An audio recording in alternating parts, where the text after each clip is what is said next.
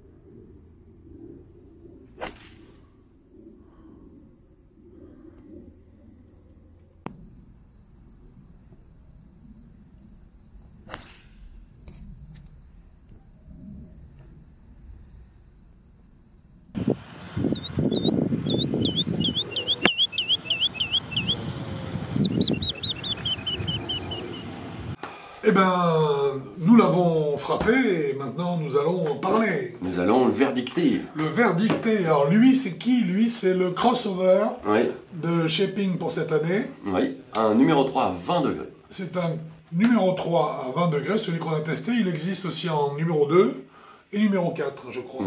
Hein, donc ce sont 3 fers. Je ne crois pas qu'il existe en numéro 1 par contre. Il n'y a plus grand monde qui fait des fers numéro 1. C'est dommage parce que... Moi, je me souviens quand j'étais jeune de jouer un fer en lame, exactement. C'était pas pour la performance, mais c'était pour le plaisir de se dire qu'on avait été capable de la faire monter. Ah non, moi c'était pour la performance. Quand je faisais mes grands prix, mes compètes en Bretagne avec grande face sur un mix, je te promets le fer 1, ça allait plus loin que le driver que les autres. Hein. Alors celui-là, qu'est-ce que tu en as pensé? Pas mal. Alors, vous avez bien compris, ce sont des clubs qui servent à quoi? Quelle est la En fait, c'est pour remplacer le Fer 3, pour ceux qui n'aiment pas trop les hybrides. Voilà, ça peut être même pour engager sur un par 3. Sur un par 3 ou un par 4 très étroit. Oui. Hein, par 4 étroit, on a besoin vraiment de la garder en jeu. Là, c'est pas la peine de sortir le driver, c'est pas la peine de sortir les bois 3. Et puis pour ceux qui n'aiment pas trop les bois, l'hybride non plus, ça va pas être très efficace. Très efficace, ou en tout cas, ça ne les mettra pas en confiance. Donc, on va vers quoi? Voilà. Des fers, les Utility Irons. Utility Irons, qui vont permettre aux joueurs de retrouver ses points de repère comme ils les aiment sur son jeu de fer, et qui vont avoir quand même un peu plus de performance, puisqu'ils sont notamment d'une longueur supérieure au fer 5, au fer 5, etc. Oui. Donc moi je l'ai trouvé déjà visuellement très sobre, un peu satiné, ou patiné, je sais pas comment on dit. Satiné, oui. Là c'est satin, hein, finition satin. Voilà, finition satin. Il est pas mal. Non, il est joli. Il est joli. Là, ce que j'aime bien, c'est qu'il a une semelle assez fine. Voilà, c'est pas trop gros pâté, ça j'aime bien. Pas gros pâté. Par contre, alors, et là on reconnaît bien sûr la technologie, hein, ici. Pourquoi? Parce que c'est une tête qui est totalement creuse, en fait. Hein. C'est le principe du bois creux rapporté à une forme de club qui est celle d'un fer. Voilà. Donc je l'ai trouvé juste bien, visuellement. Bon, ça reste un fer, il est pas trop pâteau. Sauf que moi, comme j'ai l'habitude des fers fins, là sur le dessus, un petit peu. Tu as une arête supérieure qui est un peu large. Par contre, on a vu un petit trait d'alignement qui est pas mal. Moi, j'aime bien. Qui est intéressant. Hein, on l'a joué donc avec ce manche. Un manche. Alta. Donc c'est le manche que Ping a réalisé pour l'ensemble de la série G410 de cette année, de 2019 donc. Oui. C'est un bon manche, léger, qui donne de bonnes sensations. Je pense que niveau esthétique, on a dit à peu près, on a fait... Oui, il n'a rien, il est non réglable, donc ça c'est déjà très bien. Non réglable, hein, c'est un fer comme les fers que vous avez dans votre sac. Et au niveau dynamique, qu'est-ce que tu as, puisqu'on a parlé du manche, qu'est-ce que tu en as pensé pas mal. Pas mal, le club réagit pas trop mal. Après, il y a du poids dans le shaft encore. Là, c'est pour tous les J410, hein. Tout le poids est là-dedans. Le poids est remonté, hein. Le poids est remonté, c'est sûr. On a un swing weight qui était, à mon avis... Alors, les swing weights sont assez légers. On est sur du D1 en moyenne sur ce type de club. On est très loin des 2, des 3, des 4 qu'on avait il y a quelques années. Hein. Oui. Donc ce sont des clubs qui sont rallongés, mais surtout on sent des points de flexion sur le manche qui sont remontés quand même un petit peu plus près enfin plus vers le grip en tout cas. Hein, ouais, c'est surtout pour ça que j'ai pas trop entre guillemets aimé, parce que j'ai encore le poids de club vraiment quasiment dans les mains. Pour moi, c'est assez désagréable. Par contre, au niveau du contact, j'ai trouvé, malgré un feutrage, un sweet spot un peu grand. Je monterais jusqu'à la pièce presque de 50 centimes, je suis entre 20 et 50 centimes. Donc, ce qui fait quelque chose d'assez agréable, parce que le toucher là est un peu fin, malgré cette sensation de creux qu'on a quand même. Donc on a une bonne sensation et la tolérance est très agréable aussi autour. Oui, là on profite de l'architecture de la tête de club. Exactement. Donc après c'est un club qui est pas mal à jouer. Il faut aimer ce style de club. Donc ça s'adresse vraiment à un public unique. Ceux qui ne sont pas fans des hybrides, qui sont plus des ferreux comme on dit dans le jargon, c'est ça? Des ferrailleurs. Des ferrailleurs. D'accord. Ou des quincailliers, on appelle ça des quincailliers aussi. C'est celui-là que j'avais en tête. Bon, mais j'aurais tout dit. Hein. Et je le trouve sympa, mais sans plus, parce que c'est pas trop pour moi celui-là en fait. Non, alors moi j'ai trouvé que ce club donnait des trajectoires un petit peu hautes, ce qui peut être très agréable pour certains joueurs qui recherchent justement une élévation de la balle facile. Par contre, pour nous, c'est un petit peu trop haut, ça c'est évident. La balle est haute. Du coup, par contre, ce qui est étonnant, c'est que c'est un club qu'on peut employer au départ et qui est un club qui est quand même fait pour faire de la distance, mais il donne tellement de backspin à la balle que là, on ne profite pas du tout de roulement. Hein. Là, c'est au pitch et ça ne bouge pas, ça plante comme si on avait un fer 7 dans les mains. Hein. Exactement. C'est assez impressionnant d'ailleurs. Là... Et d'une façon générale, on a un club qui est léger. C'est un club qui est léger. Donc ça veut dire que c'est facile à jouer, facile à accélérer. Par contre, je vais être honnête jusqu'au bout, attention, comme tous les clubs qui sont légers, la moindre action sur... le moindre swing non rythmé et un peu déréglé, c'est fini. Et puis un petit peu déréglé, dès qu'on commence à entamer une action dans un sens ou dans l'autre, ça réagit tout de suite et on se retrouve avec du coup des trajectoires de balles qui peuvent facilement être une fois à droite, une fois à gauche. C'est pas lié au club, qui lui est très régulier au niveau trajectoire.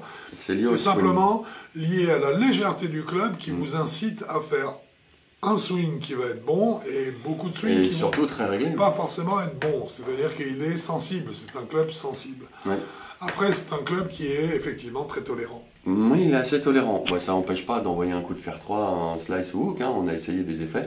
Oui. Par contre, il les mange, les tout petits effets sont mangés. C'est-à-dire que dès qu'on n'est pas sur une grosse amplitude type slice ou hook carrément, mais si on est sur un fail ou un draw ou autre, léger, il gomme. Oui, c'est gros effet, il ne peut pas gommer tout, ce serait magique, mais non, il ne gomme pas tout.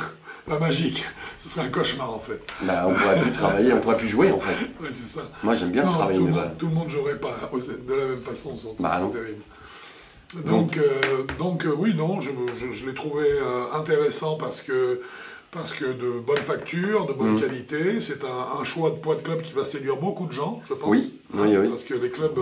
Les fers pas lourds, ça peut être très agréable. Oui, surtout quand ce sont des longs clubs comme ça, la plupart des joueurs ont du mal pour taper les longs fers, parce que c'est quand même, il faut faire monter cette balle avec un loft qui est quand même nettement diminué. Là, le club quand même vous décharge à ce niveau-là, c'est lui qui se charge de la faire monter et il la fait très bien monter. Voilà. C'est un club qui s'adresse pour toi à quelle catégorie de joueurs? Alors pour moi déjà c'est en dessous de 30, parce que les fer 3 c'est quand même assez chaud à jouer. Oui. Au-dessus de 30 éventuellement peut-être sur tee, entre 30 et 40 peut-être sur tee, mais sur fairway je pense que c'est trop chaud. Oui. Donc je dirais 30 jusqu'à un 12 enfin. J'avais ça en tête.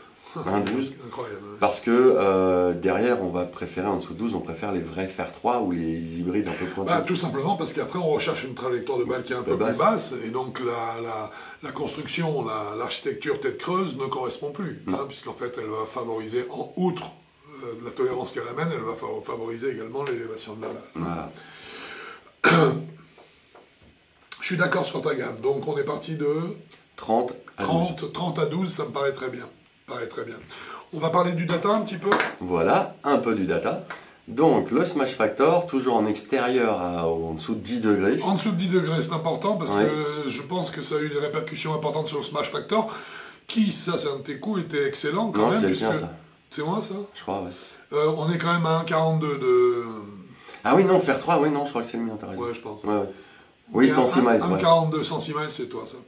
1,42 de Smash Factor, ce qui est bien. C'est un bon, ça, en extérieur, c'est très bien, très bien. Très très bien, hein, et surtout dans ces conditions-là. Bon, vitesse de swing, bien sûr, tu étais à 106 miles, ça, on est d'accord. Pour un carry total de 215 yards. Ouais, ça fait donc, 195 mètres. Ça fait 215 mètres, oui c'est ça, 198 mètres à peu près. Donc ça avance. Hein, oui, ça avance normalement. Mais disons qu'il faut mettre de la vitesse. Miles, hein, voilà. Donc c'est pas un club qui avance plus que la norme. Puisque moi je faisais 180 mètres maximum. Ouais, quelque chose comme ça. 180 mètres, c'est ça. Vu les conditions qui... Bon, oui, avec des conditions. Comme elles étaient. Hein. Mais donc, bon, pour moi, ça n'est pas un club qui amène un gros plus en puissance. Non. C'est surtout un club qui amène cette facilité à mettre de la hauteur et cette facilité à mettre la balle en jeu. Voilà. Hein. Le data, on a fait le tour là. Oui. Eh ben, écoute, il nous reste à mettre une petite note à ce club là. Bah, moi, je suis bien embêté en fait. C'est un club standard, assez facile à jouer. Je lui mettrais un 7. Allez. Je crois que 7, voilà. Non, 7, facile à jouer, il correspond à un public qui cherche à peu près ça met la balle assez haute facilement. Un 7, oui. Je mets 7. Moi, je vais mettre un 7,50 pour qu'on ait un 7,25 de moyenne. Ça me semble tout à fait cohérent. Oui. C'est un bon club, mais il ne m'a pas affolé. Donc, je ne suis pas tombé par terre. C'est un bon club, c'est sérieux. Moi, je ne suis pas fan de ce genre de club-là. Donc, c'est pour ça que je n'ai pas le droit de trop le pénaliser. Mais comme il envoie bien la balle un peu haute et que il est facile à jouer, il a une large tolérance par rapport à un fer 3 standard, je ne peux pas mettre en dessous de 7, quoi. Oui, bah écoute, on est à 7,25 moyenne sur ce club. Alors c'est un club qui coûte donc 259 euros, ce qui est pour un club spécial, tout à fait dans la gamme normale d'aujourd'hui. Moi je pense que c'est bien. C'est le prix normal, quoi. C'est un prix acceptable. Acceptable. Je te remercie beaucoup, Quentin. C'était un plaisir, Franck. Un plaisir partagé. À très bientôt. Sur Avigolf. Sur Avigolf, Presque, hein. Ou sur un parcours. Au revoir. Bon golf à vous.